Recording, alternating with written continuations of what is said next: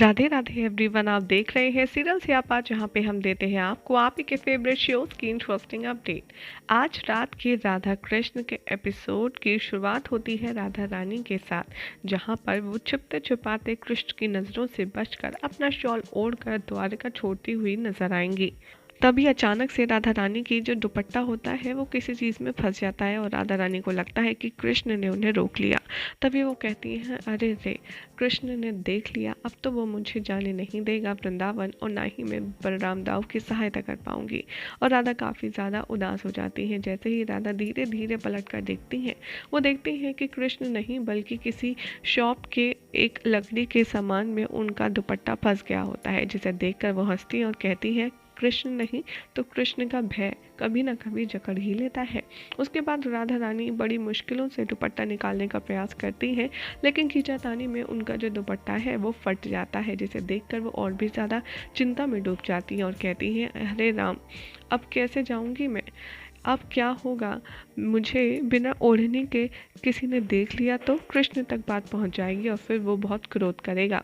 इसलिए राधा बहुत परेशान हो रही होती है। कृष्ण उन्हें छुपकर देख रहे होते हैं और कहते हैं कि राधा इतनी ज़्यादा परेशान है, इतनी ज़्यादा चिंतामयी है, तो भला कुछ ना कुछ तो कृष्ण को करना ही होगा।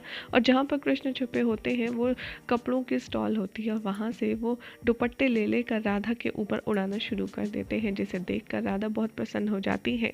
एक दुपट्टा राधा के सर पर आ गिरता है, जिसे ओढ़ करके वो कहती है, ये सब क्या है, ये ज़रूर कृष्ण ने ही किया होगा, और कौन कर सकता है। फिर कृष्ण राधा के ऊपर एक के बाद एक ढेर सारे और दुपट्टे उड़ाते जाते हैं, और आकाश में सब दुपट्टे ही दुपट्टे होते हैं, जिसे देखकर राधा बहुत ज़्यादा हंसती हैं और कहती है, मैं भी ना, ये ज़रूर वायुदेव का ही चमत्कार है, आज तो वायुदेव मेरी सहायता कर रहे हैं। ये कहकर राधा उस हरे दुपट्टे को उड़ करके चली जाती है।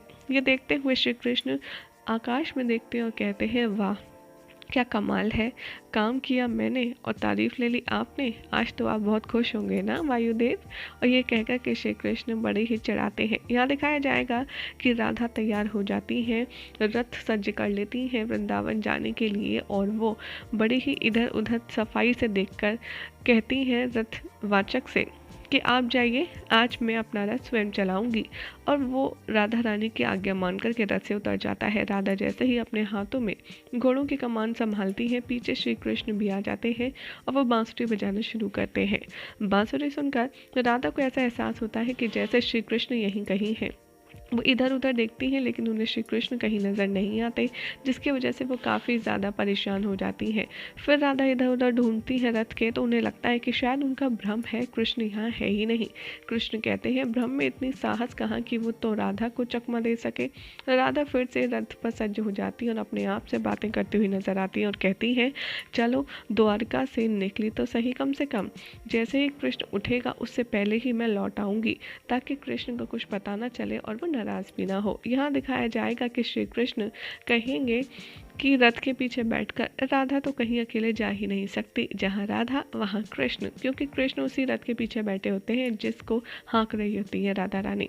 यहाँ बलराम दाऊ दिखाया जाएगा वृंदावन में काफ़ी ज़्यादा परेशानी में घूम रहे होते हैं इधर से उधर, और कहते हैं, अवकाश पे आया था, सोचा था थोड़े दिन घूमूंगा फिरूंगा, आराम करूंगा, लेकिन यहाँ तो मेरे बालकों से ही मिलने के लिए मुझसे नहीं देना जा रहा है। तभी संदेश वाहक एक और संदेश लाता है और कहता है, बलराम दाऊ, आपके लिए संदेश आया है। बलराम दाऊ आनंद फानंद में पढ़ते हैं और यहाँ पर शाम का लेटर होता है, जो कि लिखा होता है, दाऊ श्री को हमारा प्रणाम, यहाँ की दशा अत्यंत गंभीर है ताऊ श्री, ऋषि मुनियों के साथ साथ हम भी संकट में हैं, युद्ध की स्थिति है और हमारा नियंत्रण नहीं है, आपको शीघ्र अतिशीघ्र आना होगा। ये पढ़कर के वो काफ़ी ज़्यादा अपसेट हो जाते हैं और कहते हैं, अब चाहे जो हो जाए मैं जा कर के ही रहूँगा, चाहे कोई समझे या ना समझे। गोपियाँ आती है और कहती हैं, आप कहाँ जा रहे हैं, हम तो आपके साथ क्रीड़ा का सामान लाए थे। बलराम दाऊ गोपियों को नाराज करके जा ही रहे होते हैं, तभी गोपियाँ इल्ज़ाम लगाना शुरू कर देती हैं कि ये सब छलिया उस कृष्ण की चाल है, वो खुद तो आया नहीं, जो आया उसे भी परेशान कर रहा है। आप नहीं जाएंगे, ये कृष्ण की चाल है। पीछे से राधा आती है और कहती है ऐसा क्यों बोल रहे हो तुम कृष्ण के बारे में, कृष्ण बहुत अच्छा है। तभी सारी गोपियाँ राधा से मिलती हैं और कहती हैं कि हाँ और नहीं तो क्या, तुम यहाँ कैसे। राधा कहती है कि हाँ मैं कृष्ण को सुला करके आई हूँ, इसलिए मुझे उसके जागने से पहले लौटना है। बलराम दाऊ कहते हैं कि राधा एक काम करो, तुम गोपियों को बताओ कृष्ण कैसा है, जब तक मैं आता हूँ मेरे बालकों को मेरी आवश्यकता है, और हाँ मुझसे मिले बिना तुम जाना मत। बलराम दाऊ चले जाते हैं गोपियों से। राधा कहती हैं बताओ क्या हुआ। गोपियाँ इल्ज़ाम लगाती हैं कृष्ण के ऊपर कि इतने दिन हो गए कृष्ण हमसे मिलने नहीं आया, कृष्ण ऐसा है, कृष्ण वैसा है, कृष्ण छलिया है, धोखेबाज है। राधा कहती हैं बस बहुत हो गया, तुम्हें कुछ ज्ञात भी है कृष्ण किन मुसीबतों से गुजरा है जब से यहाँ से गया है। राधा वो सब कुछ बताती हैं, कैसे महाभारत हुई, कैसे द्रौपदी चीरहरण हुआ, फिर कैसे शाम के द्वारा यहाँ पर द्वारका में संकट आया, श्राप मिला। राधा सब कुछ बताती है, जिसे सुनकर गोपियाँ कहती हैं राधा तुम्हें क्या लगता है कि हमने कुछ सहा नहीं है, हमारी तो पूरी दुनिया, हमारा पूरा संसार ही कृष्ण था और वो ही हमसे दूर चला गया, तो हम गुस्सा कैसे ना हो। राधा यहाँ पे इतना ज़्यादा क्रोधित हो जाती हैं गोपियों पर कि कह देती हैं सच तो ये है कि तुम सब ने कृष्ण से कभी प्रेम किया ही नहीं।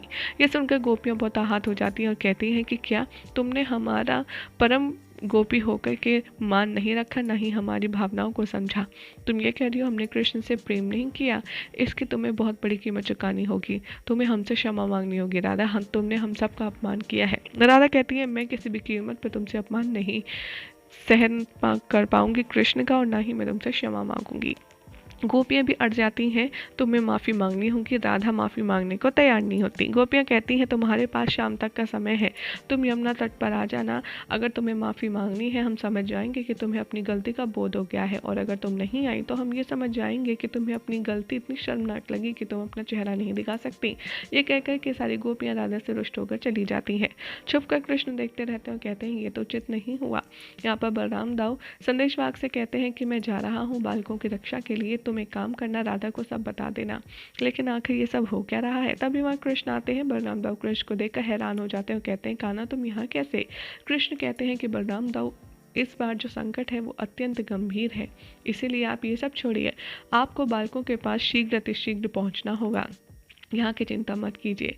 बलराम दाऊ कहते हैं लेकिन राधा से तो मैंने कहा है कि मिले बिना मत जाना। फिर बलराम दाऊ से कहते हैं कृष्ण निश्चिंत होकर जाइए, राधा की चिंता मत कीजिए, आप बालकों के पास जाइए।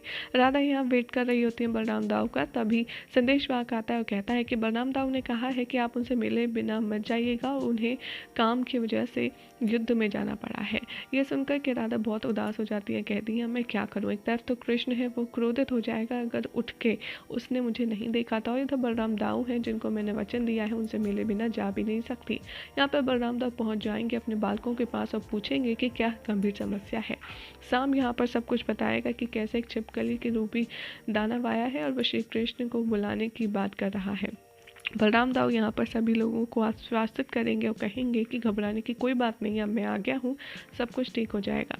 इधर दिखाया जाएगा कि जो कृष्ण है वो राधा को छुप छुप कर देख रहे होंगे और राधा की समस्या को दूर करने का वो उपाय ढूंढ रहे होंगे।